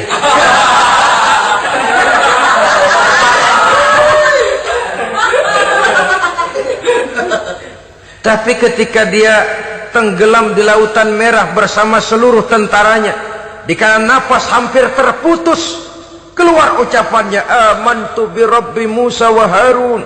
Aduh, kalau begini mah saya juga percaya kepada Tuhannya Musa dan Harun. Saya beriman kepada Allah. Lagi timbul tenggelam mau sekarat baru beriman. Hatta zurtumul maqabir. Kamu telah lalai dari sebab bermegah-megah sampai kamu masuk ke liang kubur, dekat ke liang kubur. Kalimat zurtum di sini menjelaskan bahwa kubur itu tidak selamanya. Zurtum itu dari kalimat zaro ya zuru, berziarah. Orang berziarah kan sebentar. Ke kubur itu sama dengan berziarah kita di situ. Sebentar, tidak akan selamanya, tidak akan kekal dalam kubur. Bahwa kubur itu cuma satu halte dari sekian halte yang harus kita jalani. Hatta zurtumul maqabir ay mutum wa dufintum fil kubur. Sampai kamu mati, dikubumikan dalam kubur, barulah kamu sadar bahwa perlombaan itu hanya sia-sia. Bahwa perlombaan itu tidak akan pernah mengenal garis finish. Bahwa perlombaan itu akan membuat kamu celaka. Begitulah umumnya kebanyakan orang yang terjebak ke dalam paham materialis, baru menyadari kesalahan langkahnya pada saat napas sudah sampai di tenggorokan. Ternyata uangnya yang miliaran rupiah tidak sanggup menyambung nafasnya. Ternyata kendaraan yang serba mewah berkilat tidak sanggup meneruskan kehidupannya. Ternyata pangkat jabatannya yang tinggi yang membuat dia menyebabkan temannya jadi lawan, lawannya jadi teman, tidak akan sanggup menghentikan sang malaikat maut. Kalau keadaan sudah begitu, baru sadarlah kita terlambat. Karena saat seperti itu akan dihadapi oleh setiap orang. Kala, jangan begitu. Sadarlah kamu bahwa kalau sudah dekat ke liang kubur kamu baru insaf, itu terlambat. Sebelum nafas sampai di tenggorokan, pintu taubat masih selalu terbuka. Tapi manakala nafas sudah sampai di tenggorokan, tertutuplah pintu taubat untuk orang yang bersangkutan. Oleh sebab itu, perlombaan dengan bermegah-megah terhadap materi duniawi, tolok ukur dan pandangan hidup yang terbatas kepada wujud benda semata-mata, memang sering menyebabkan orang lalai, sering menyebabkan orang lupa diri, tidak sadar tentang hakikat yang terpenting dari kehidupan ini, yaitu tentang dari mana dia datang, di mana dia sekarang, dan kemana dia akan pulang. Sungguh, ilmu pengetahuan tidak akan pernah mampu menjawab persoalan ini. Sungguh, filsafat juga tidak berdaya menghadapi pertanyaan seperti ini. Hanya agama yang mampu memberikan kepastian batin tentang hakikat dari mana kita datang, di mana kita sekarang, dan kemana kita akan pulang. Makin kita renungi pertanyaan ini, makin kita menemukan diri sendiri. Dan makin kita menemukan mengenal diri sendiri, kita akan semakin mengenal Allah Subhanahu wa ta'ala. Semakin kita mengenal Allah, maka akan semakin terpanggil kita untuk dekat dengannya, mentaati segala perintahnya, dan berupaya menjauhi segala yang dilarangnya. Dengan demikian selamatlah kita dari satu perlombaan yang hanya akan menyeret kita kepada menghalalkan segala cara, jauh dari agama, jauh dari Allah, bahkan jauh dari sesama manusia. Karena umumnya perlombaan seperti ini akan cenderung melahirkan manusia yang egois. Muslimin rahimakumullah. Lebih jauh, mari kita mengikuti peringatan Allah dalam surah Al-Munafiqun ayat 9. Di sini Allah Subhanahu wa taala mengingatkan, A'udzu billahi minasy syaithanir rajim. يا أيها الذين آمنوا لا تلهكم أموالكم ولا أولادكم عن ذكر الله ومن يفعل ذلك فأولئك هم الخاسرون. Hai orang-orang yang beriman, jangan sampai hartamu dan anak-anakmu melalaikan kamu daripada mengingat Allah. Wa may yaf'al dzalik, barang siapa yang melakukan hal seperti itu, fa ulaika humul khasirun, maka merekalah sesungguhnya orang-orang yang merugi. Rugi dunia, rugi akhirat. Disebutkan di sini dua hal yang sering menyebabkan kita jadi lalai. Amwal dan aulad, harta dan anak-anak, materi dan keluarga. Perlombaan di dalam mengumpulkan materi sering menyebabkan kita menjadi lalai.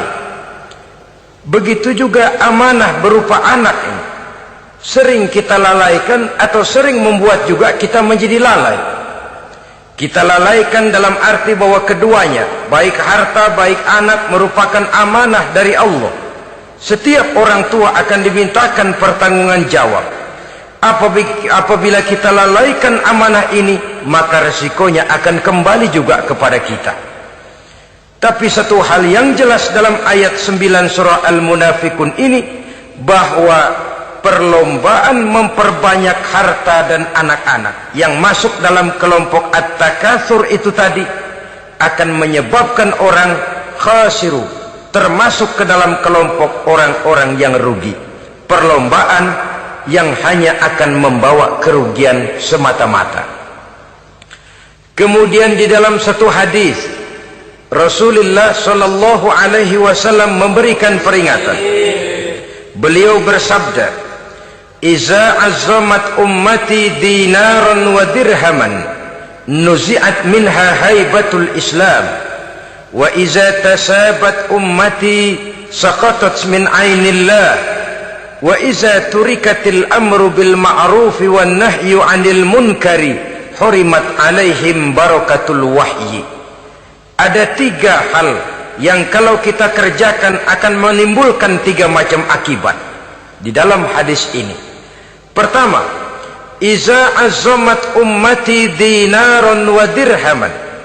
Apabila umatku sudah mengagung-agungkan dinar dan dirham, artinya kalau umatku sudah jatuh menjadi umat yang materialistis, segalanya diukur dari dinar dan dirham. Dinar dan dirham ini kalau bahasa Inggrisnya dokat.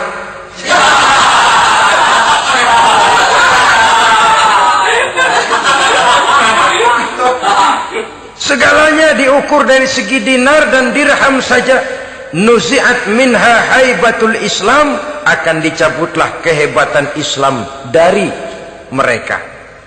Memang ada kalanya kita berkata bahwa tanpa uang kita tidak bisa berbuat apa-apa. Tapi kalau itu dijadikan landasan dari segala sesuatu, itu yang dijadikan ukuran, itu yang dijadikan tujuan, kita hakikatnya sudah gagal sebelum melangkah. Apapun saja profesi kita, apabila sudah menjadi pendewa dinar dan dirham, akan hilanglah kehebatan Islam, akan dicabut kehebatan Islam itu. Umat Islam bisa dibeli, ulama bisa dikontrak, kiai bisa dicarter. Saudara hadirin ma'asyiral muslimin rahimakumullah, apabila umatku sudah membesar-besarkan dinar dan dirham, bermegah-megah dengan itu, berlomba-lomba memperbanyak itu yang menjadi tujuan dan tolok ukur dari segala kegiatan, nuzi'at minha haibatul Islam, akan dicabutlah kehebatan Islam. Hilang itu wibawa. Walaupun dia bernama umat mayoritas dalam jumlah, tetapi dia minoritas dalam peranan. Mayoritas dalam bilangan, tapi minoritas dalam percaturan kegiatan hidup ini. Kita ingat di zaman pengembangan Islam di masa Rasulullah sallallahu alaihi wasallam, mereka berlomba-lomba mengorbankan dinar dan dirhamnya untuk kepentingan agama, bukan mengorbankan kepentingan agama untuk mencari dinar dan dirham. Kita di zaman sekarang sering terjadi penjungkiran nilai, terbalik yang kita amalkan. Nabi Ibrahim mengorbankan putranya Ismail untuk untuk kepentingan agama. Kita sering sekarang ini mengorbankan kepentingan agama untuk anak-anak kita. Dulu anaknya yang dikorbankan buat agama. Sekarang agamanya dikorbankan buat anak. Dulu dinar dan dirham dibelanjakan untuk menopang agama. Sekarang agama dijadikan alat untuk mencari dinar dan dirham. Saudara-saudara kaum muslimin rahimakumullah. Memang apabila dinar dan dirham digunakan untuk penyangga perjuangan, itulah idealnya. Saya katakan tadi, dinar, dirham, uang, dunia cuma sekedar alat, bukan sekedar tujuan. Kita memerlukan alat ini. Membangun pesantren tidak cukup dengan semangat. Membangun rumah sakit Islam tidak cukup dengan pidato. Membangun masjid tidak cukup dengan semangat menggebu-gebu. Kita perlu semen, kita perlu pasir, kita perlu batu kali, kita perlu besi, dan itu semua beli. Tidak turun dari langit seperti turunnya embun di waktu pagi. Tidak mungkin rumah sakit Islam muncul ke permukaan hanya dengan sim salabim abracadabra.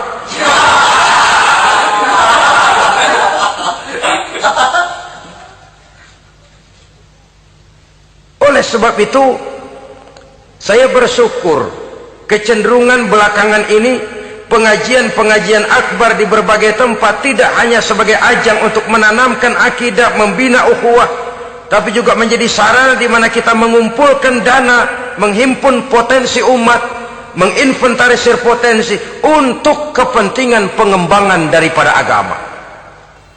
Meskipun ada satu dua orang yang salah paham tentang ini, sampai kemudian saya mendapat satu merek yang cukup tidak enak untuk didengar, mengkomersilkan pengajian katanya, karena memang ada pengajian yang menggunakan sistem karcis, sebenarnya juga tidak etis. Undangan berikut infak yang seluruh hasilnya digunakan buat kepentingan agama, apakah itu rumah sakit, apakah itu madrasah, apakah itu masjid, dan 1 sen pun saya tidak menuntut bagian dari itu.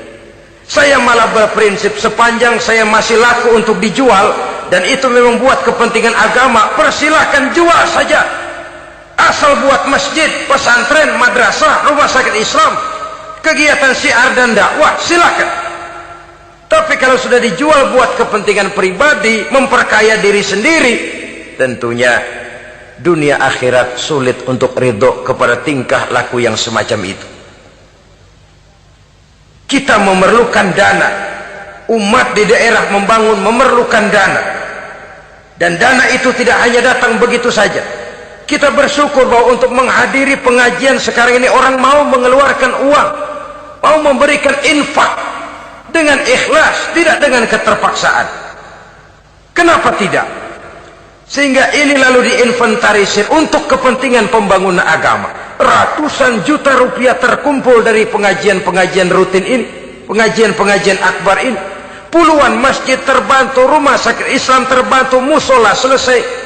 Ya walaupun tidak lalu semuanya beres, tapi gemaknya itu sudah cukup menyentuh untuk menyadarkan orang bahwa harta baru kekal kalau dia sudah dibelanjakan di jalan Allah. Nah, yang celaka kalau dinar dan dirham itu yang dijadikan tujuan. Mengadakan pengajian semata-mata untuk cari uang, uangnya buat kantongnya dewe. Itu yang membuat dicabutnya kehebatan Islam itu. Segalanya diukur dari sudut itu. Sehingga ketika seseorang datang bertanya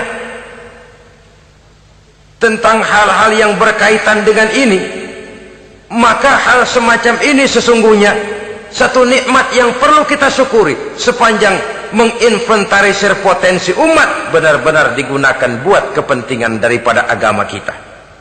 Jadi peringatan tegas dari Nabi ini, iza azzamat ummati dinaron wa dirhaman nuzi'at minha haibatul Islam.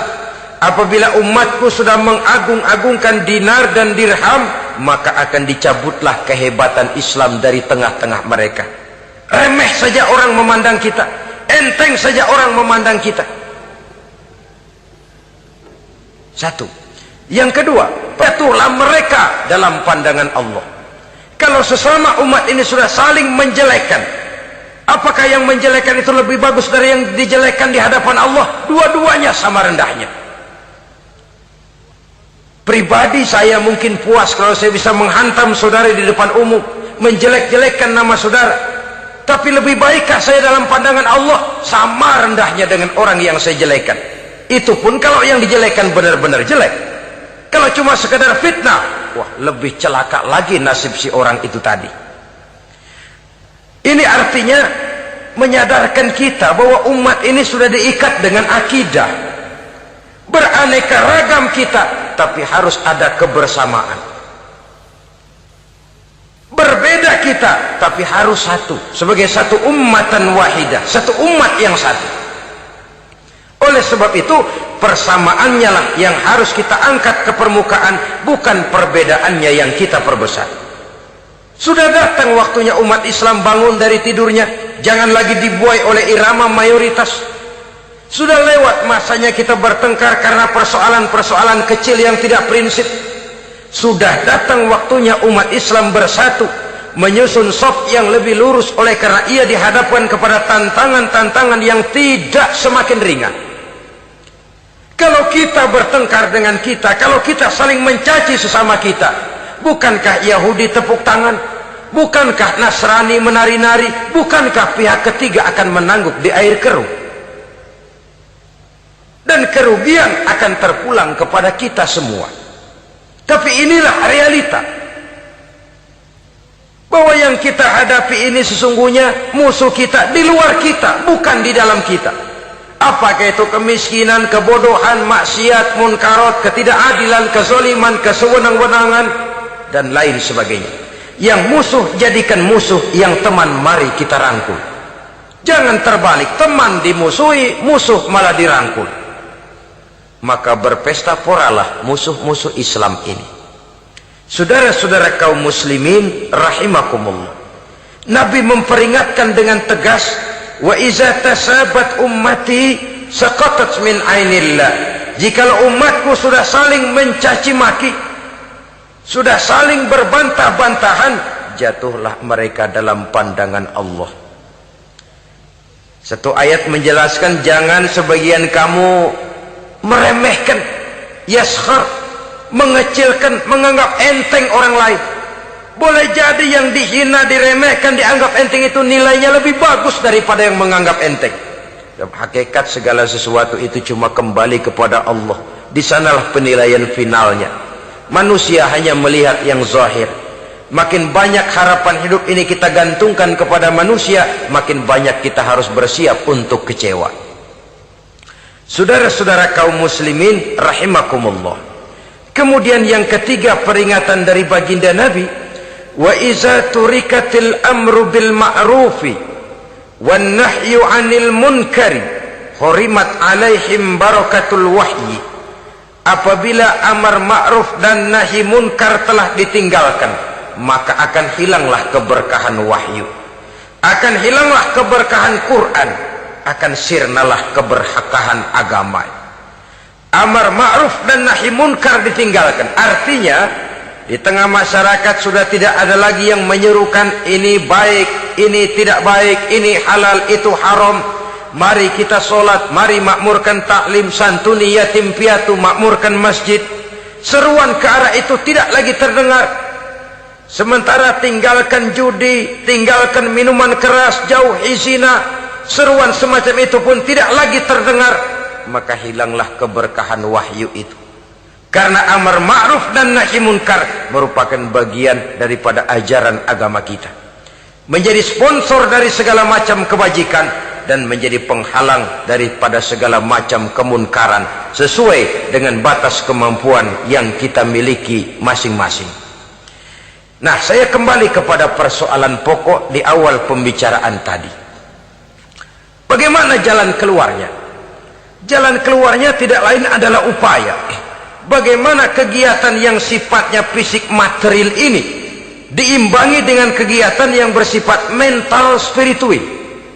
Upaya menghidupkan majelis-majelis ta'lim, upaya memakmurkan masjid-masjid sebagai laboratorium rohani untuk mewujudkan keseimbangan dalam pola pikir yang akan berlanjut dalam gerak hidup yang kemudian akan tertuang dalam segala perbuatan manusia. Apabila sudah terwujud kepincangan dalam pola pikir, akan pincanglah caranya bertindak dan berbuat, akan pincanglah pandangan hidupnya, akan pincanglah orientasinya di dalam kehidupan ini. Oleh karena itu, Islam dalam berbagai aspek kehidupan mengajarkan sistem keseimbangan. Mencari harta boleh, tapi tidak boleh keluar dalam kerangka fastabiqul khairat. Berlomba-lomba silakan, tapi untuk kebaikan. Bukan untuk bermegah-megah, bukan untuk menumbuhkan gengsi, bukan untuk meninggikan prestise dan harga diri, tapi fastabiqul khairat, berlomba-lomba di dalam mengejar kebajikan, di dalam menyebarkan kebaikan. Bukan sekedar berlomba-lomba, tapi tolong menolong, bantu membantu. Ta'awanu 'alal birri wat taqwa wa la ta'awanu 'alal ismi wal udwan. Bertolong-tolonganlah kamu di dalam kebaikan dan takwa, jangan bertolong-tolongan di dalam perbuatan dosa dan permusuhan. Kerjasama di dalam kebaikan, kerjasama di dalam ketakwaan. Ada satu contoh yang menarik bahwa umat Islam di dalam ia menjalin kebersamaan itu harus seperti orang main sepak bola. Saudara lihat, orang main sepak bola, kalau pertandingan belum dimulai, silahkan kumpul di luar lapangan, atur strategi yang baik. Tapi kalau pertandingan sudah dimulai, turun ke lapangan hijau, jangan kumpul terus. Masa ada sepak bola gotong royong, groyok ke sana, groyok ke sini, ya kalah terus. Harus ada yang jadi penyerang tengah, kan begitu toh sepak bola. Harus ada yang jadi kiri luar, kanan dalam, striker, back, penjaga gawang. Yang penting kerjasama, teamwork, lalu mampu menciptakan operan-operan. Yang jadi back jangan ngiri sama yang jadi penyerang tengah. Jangan hasut, sebab bagaimanapun juga andai kata si penyerang tengah berhasil menjaringkan bola ke gawang lawan, kan kemenangan bukan kemenangan satu orang, kemenangan satu kesebelasan, kemenangan satu tim. Ini yang sering terjadi, back ngiri sama penjaga gawang, lalu penjaga gawang ngiri sama penyerang tengah, penyerang tengah ngiri sama kiri luar. Ya kapan mau menggolkan ke gawang lawan? Kita ini satu kesebelasan, posisi boleh berbeda. Umat Islam itu harus ada yang jadi camat, lurah, bupati, gubernur, menteri, jadi jenderal, jadi konglomerat, jadi pengusaha, jadi teknokrat. Yang penting kerjasama, teamwork, mampu menciptakan operan-operan yang akurat. Diego Armando Maradona, enggak pakai dia, enggak. Itu katanya maha bintang, gagah, hebat, bintang lapangan hijau. Kapan Maradona hebat? Kalau ditunjang oleh 10 temannya yang lain, merupakan satu kesebelasan. Bagaimanapun hebatnya Diego Armando Maradona, kalau dia sendirian lawan satu kesebelasan, remek.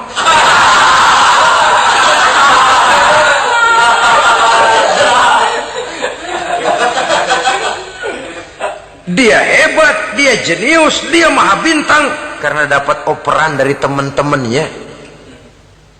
Bukan jegalan, operan. Jadi oleh sebab itu bagaimana kita menciptakan operan-operan akurat yang akan melahirkan kebersamaan di tengah-tengah umat. Artinya satu contoh saja, misalnya seorang pengusaha besar, oleh karena kesibukannya di dunia bisnis, tidak perlu jadi ketua pembangunan musola. Tapi kalau ada musola belum selesai, operan. Operannya itu yang penting. Apa yang dioper itu? Semen, apa batu kali, apa besi? Yang penting operan. Operannya akurat. Kadang-kadang ada terjadi juga frustasi ngelihat lawan kesebelasannya terlalu kuat, ngoper ke gawang sendiri. Jebol. Kan sering terjadi begitu. Muslim didukung oleh umat Islam, ketika punya posisi menguntungkan malah mempersulit Islam. Ini kan ngoper ke gawang sendiri, bunuh diri namanya. Boro-boro jebolin gawang lawan, asal jangan bunuh diri juga lumayan. Jadi kalau saja kita mampu menciptakan kebersamaan seperti ini, baju boleh berbeda. Seorang muslim boleh dibungkus baju ABRI, boleh dibungkus baju dokter, boleh dibungkus baju teknokrat, boleh dibungkus baju konglomerat, sekedar baju. Tapi kalau terbukalah baju itu, kelihatan dadanya, terbersit nilai imannya, meresap sampai ke tulang sumsumnya. Dan pada saat Islam dikuti-kuti, akan timbul kecintaannya, akan timbul, saya muslim dan saya bangga dengan Islam saya. Saya muslim dan saya mau berbuat untuk Islam saya. Saya muslim dan saya siap mati untuk Islam saya. Dengan baju apapun dia terbungkus, kalau roh, jiwa dan semangat semacam ini tertanam, saya yakin kita umat Islam akan mampu berbuat lebih banyak dengan mewujudkan operan-operan akurat yang sangat diharapkan oleh umat itu tadi. Oleh sebab itu, saudara-saudara kaum muslimin rahimakumullah, baju boleh berbeda, bendera boleh beraneka warna, tapi jikalau bernama muslim, persamaannya yang dicari, jangan perbedaannya yang diperbesar. Nilai persaudaraan yang diikat dengan akidah semacam inilah yang banyak dicari orang, yang banyak menyebabkan orang masuk Islam. Di mana masjid kelihatan benar sebagai simbol kehidupan demokrasi dalam menciptakan ukhuwah, wawasan ukhuwah ini.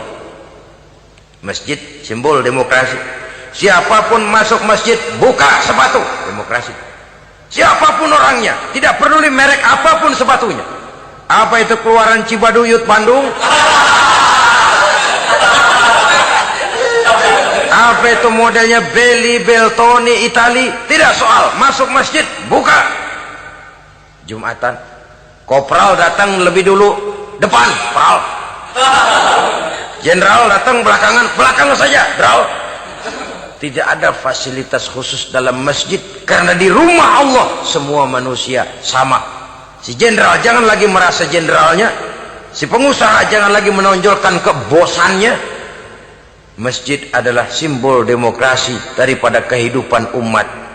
Sebab itu jangan terjebak kepada sektoral di dalam kita berbicara tentang ukhuwah ini.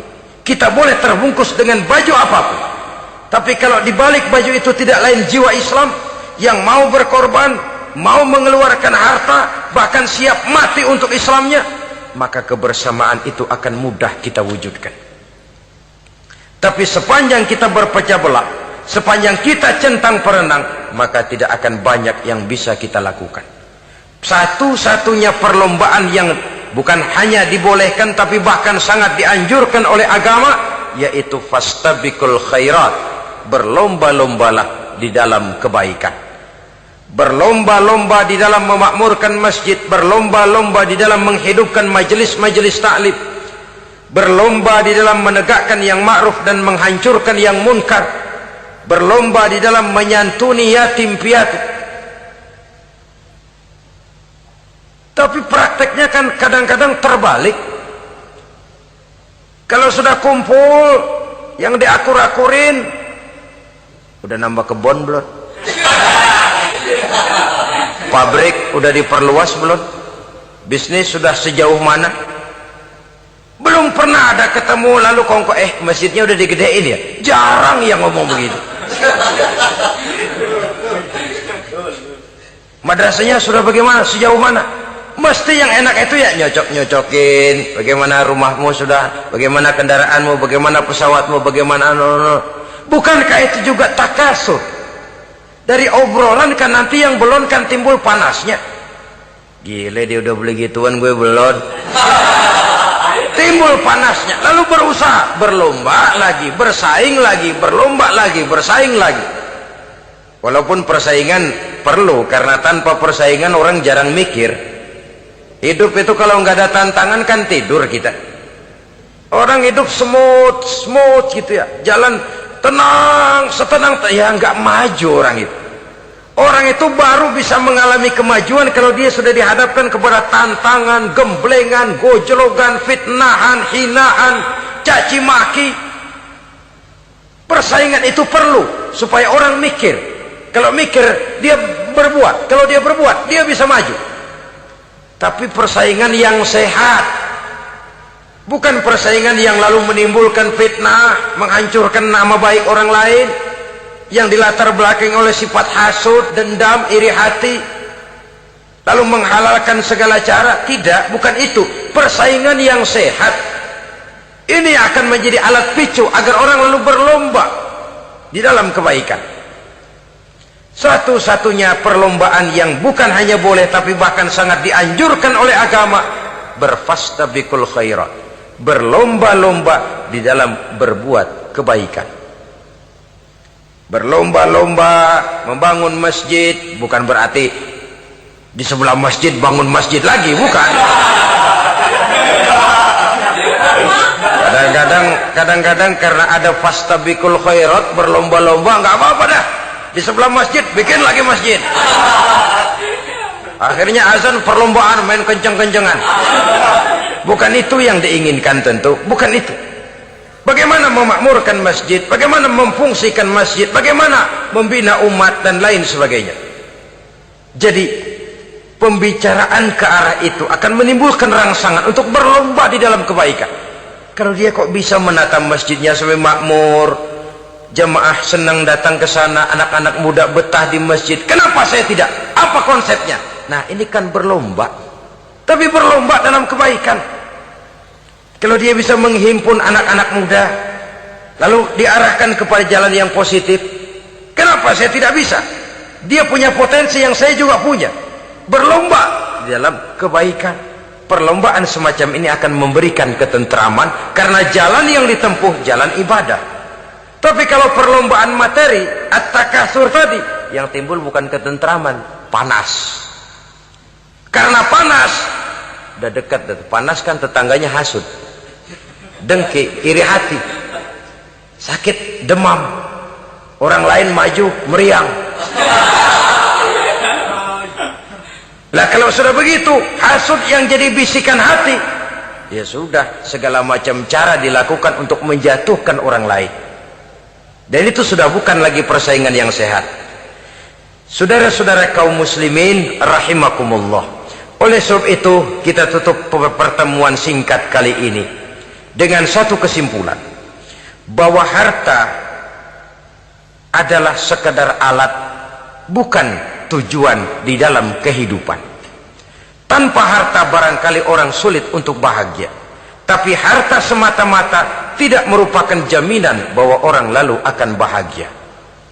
Termasuk di dalam kata harta ini pangkat, jabatan, kedudukan, anak, istri, keluarga, rumah, tanah, pabrik, kebun, peternakan, dan lain sebagainya. Perlombaan yang dianjurkan di dalam agama adalah perlombaan untuk berbuat kebaikan. Maka masalahnya sekarang, bagaimana kita memanfaatkan harta ini untuk sebanyak-banyak kebaikan yang bisa kita lakukan. Semoga kita mampu melakukannya dan kita tidak termasuk dalam orang-orang yang celaka yang lantaran bermegah-megah dengan kesenangan dunia saja. Terima kasih atas segala perhatian, mohon maaf atas segala kekurangan. Usikum wa nafsi bitaqwallah. Wassalamualaikum warahmatullahi wabarakatuh.